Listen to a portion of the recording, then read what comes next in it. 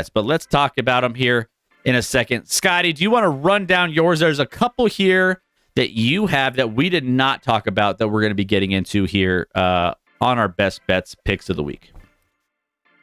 Yeah, I threw out one teaser here. Teasers have not been going well for me as well this year as in years past, unfortunately. But I'm going to keep firing, Chris. Have the Giants up to +9 at home against the Jets. I guess it's home for both of them, but technically a Giants home game, so should be more Giants fans there. Listen, the Giants looked dead a couple weeks ago, right? Absolutely dead. But now you have, almost win against Buffalo a couple weeks back, and then you get the win against the Commanders last week. You do have, Danny Dimes in this one, but listen, a Jets team that obviously is 3-3, but limited offensively. You give me 9 points with the Giants. I feel pretty good about that. Along with Detroit on Monday night in a bounce back game. Help me out, Detroit, because I bet on them last week, and that one was a disaster. But -2 at home Monday night against the Las Vegas Raiders, who just lost by 1 million to the Bears. Feel pretty good about that. So that's my teaser. Speaking of the Bears, though, you got a good number on the 9.5.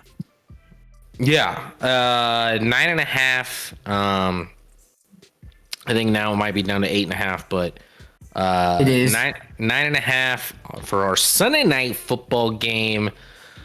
Chargers gonna Charger, right? Like, Chargers absolutely should win this game, but like, I don't know. They'll do some dumb things, and the Bears will stay in it somehow. No Justin Fields again, so it's gonna be Tardent or whatever his name is.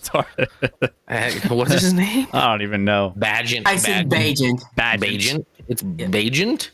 Bagent. I've heard both. Frankly, looked pretty good. Maybe we got a QB controversy out there in Chicago. Looked pretty good last week against the Raiders, and honestly, I've talked about the Raiders' defense being actually the way better than they've been in years past. That not that they're elite, but they're a pretty solid defense. So for him to come in and have a good start, first start on the road, a big moment. So we'll see, but it's also there's going to be more Bears fans there, right? This is a Chargers game, so there are no Chargers fan outside of that one lady and her family that they like to show. Did you see she was in Kansas City, by the way? Did we talk about this on Sunday? We did. We talked about her family was there. Yeah, we touched on it. And she was wearing a Buffalo Wild Wings hat. Clearly some sponsorship involved there, but this cool. Yeah. She also has an Adam Thielen jersey. I'm going 4-0 this week, Chris. 4-0? 4-0 to rebound off the disaster of last week. And I'm trying to just get out of the 2-2 completely average trend I've been in for the last little bit. So here we go on my Monkey Paw Curls. There are 3 games that we didn't talk about that I'm going to dive into for this. We already talked about Pittsburgh +2.5. A lot of the reasons why I like that. Wide receivers coming back for Pittsburgh. Bad secondary for the Jacksonville Jaguars. Maybe a kind of a sloppy game and maybe some weather involved. So either way, Pittsburgh leaning on that one as one of my bets of the week. Also, let's talk about Green Bay. Green Bay +1.5. Kirk just had the game of his life and got all the bounces, especially that last touchdown before the first half, where he was just getting like really, really. I mean, that was kind of a bounce in his right direction. Green Bay just lost to one of the worst teams in the NFL in Denver, and the stock is high on the Vikings coming off a win against a perceived best team in football in a lot of corners in the 49ers. This is a buy low spot for Green Bay. Public is going to hammer the Minnesota Vikings in this one, and I think this is a great spot. You're getting value on Green Bay +1.5. This line has swung a lot back and forth. So at one point, I think it's still a pick 'em. I ended up getting it +1.5 when I originally locked it in. So Green Bay plus 1.5 here is one of my best bets of the week. New Orleans is also a best bet of the week. Colts were dogs in this week, and then they were favored. So again, a couple more swings in these ones. I'm getting a dog with a better defense and better quarterback, which isn't saying much because it's Minshew. So I mean, I'm getting a slightly better quarterback. Derek Carr's issues have been in the red zone, and it looked like he kind of got through that. He had a touchdown to his tight end that he dropped in the red zone in this last game. So, I feel like if you just get a little bit situated there, it's going to be a good situation. But no defense is creating more turnovers almost weekly, like New Orleans. And Minshew isn't going to escape that. Second most 3-and-outs in the league for this defense. Opponents have a league low 17.8 passer rating of passes of 20 yards or more against the Saints. Minshew had issues throwing down the field against the Browns. He looks like an all-pro against man defense, looks awful against zone. I think New Orleans has some ways to exploit this matchup. I have them plus 1.5. And then finally, I'm on board with you on the New York Giants. I'm not teasing them. I'm just have them at the plus 3. Brian Dable hasn't even decided on his quarterback. And it's most likely going to be Tyrod, right? Daniel Jones may be close to losing his job. The Giants look... No, Danny Dimes is starting. They paid him all that money, but he has not been the better quarterback. It doesn't feel like he's the guy that is really going to be just proving to Giants fans. If he's healthy, he will start. Now, maybe once Danny Dimes is healthy, he's going to start. There's no reason to start Tyrod Taylor. But the Giants look better without Danny Dimes. I can think of a reason. People may think they didn't do too much against Washington last week, the Giants, but they just missed on a couple plays. Tyrod, when he plays this offense, he doesn't make mistakes. So if you don't make any mistakes, I feel like there's a really good chance that they could win this game, except, they had that mistake at the end of the half that Tyrod had to get out of his system that we watched live on Sunday Night Football. But he keeps this team in rhythm, on script, and raises the floor. Like we talked about this a little bit about some of the other serviceable quarterbacks. They raise the floor and they do what they're told. And you're getting plus 3 against Zach Wilson here. I know the Jets defense is, potent. It's pretty good, but I think this one stays pretty close. I'll take the plus 3 with the New York Giants. So that rounds out my best 4 bets of the week. I don't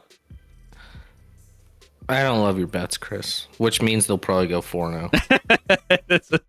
I don't like your bets. I'm just being honest. I like the Green Bay one. It makes me want to vomit. I don't like the New Orleans one either. And the Giants one just has me concerned because we're both on the Giants. So now I just have to hope that they can at least cover the T's because they're clearly not covering 3. Now it's a trap for sure. It's a trap.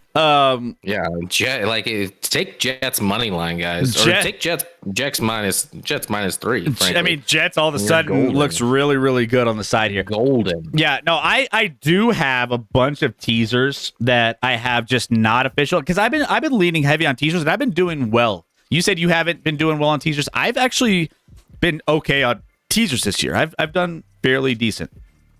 So I just leaned into it. I typically do over-unders, maybe a couple teasers mixed in. I went all spreads here, so we'll have some fun with this. A lot of dogs on a lot of barking.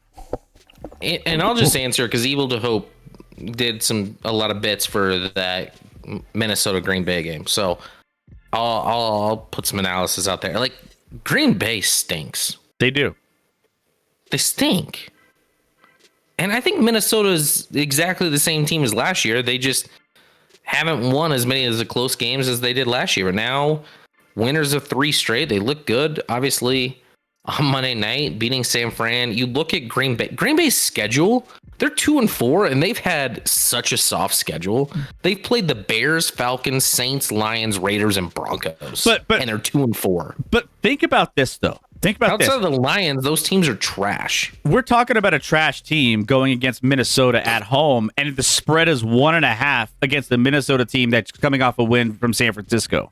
And the line hasn't moved. So it's like, it's a no-brainer for The line's Minnesota. moved a lot. Line, you even said the line moved a lot. It's moved about 2 points, right? It was because I think Green Bay was minus Green Bay was 1.5. initially favored. They were and minus- now you got them I got- 3 points. But I got it as a pick 'em. so, and it's I mean, this is a no-brainer. All the money's coming in on Minnesota, right? Like, I mean, you have to think all the money's coming in on Minnesota in this game. In Green Bay's last 4 weeks, they put up 17, 20, 13, and 17 points. It's bad, man. It's just it's a fishy line. It's a fishy line. Like, Jordan Love is trying to be Aaron Rodgers. I mean, you're saying he's not Aaron the Rodgers. quarterback comparison between Kirk Cousins, who's been balling out this year, against Jordan Love. The Green Bay Packers are trash. Minnesota Vikings. And you said Minnesota got a lot of bounces on Monday night. Minnesota was clearly the better team on Monday night against San Fran. I mean, that touchdown watch that before whole game. That touchdown before half. But literally, if you watch that whole game, they were definitely the better team. They were the better team. We'll see what happens to happen here, but this is just a weird. It just why wouldn't this line be Minnesota minus 3.5, minus 4.5? Well, no, because Is that Lambeau? Minnesota's mid. They're that. Minnesota. I mean, They're mid. But you're putting them on the same Jordan level. Addison. Literally, Minnesota's going to be the second best team though Green Bay's faced all year. I think Minnesota's better than Chicago. I think they're better than Atlanta. I think they're better than New Orleans. I think they're better than Las Vegas, and I think they're better than Denver. I know they lost to Denver, or no, that's Green Bay. Sorry. I think Minnesota's better than all those teams. Cuban, the fellas both agreeing on a bet is a bigger kiss of death than going undefeated or turning 40. Yep.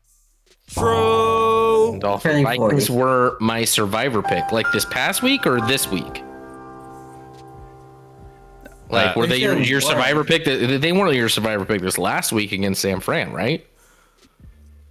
Right? Monday, he says. Monday.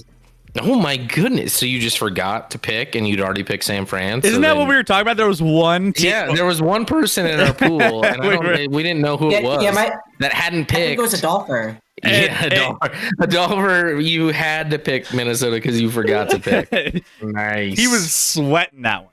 He was like going into that Monday night. He was like, "This, I only have one option." And like being so just cornered into one pick.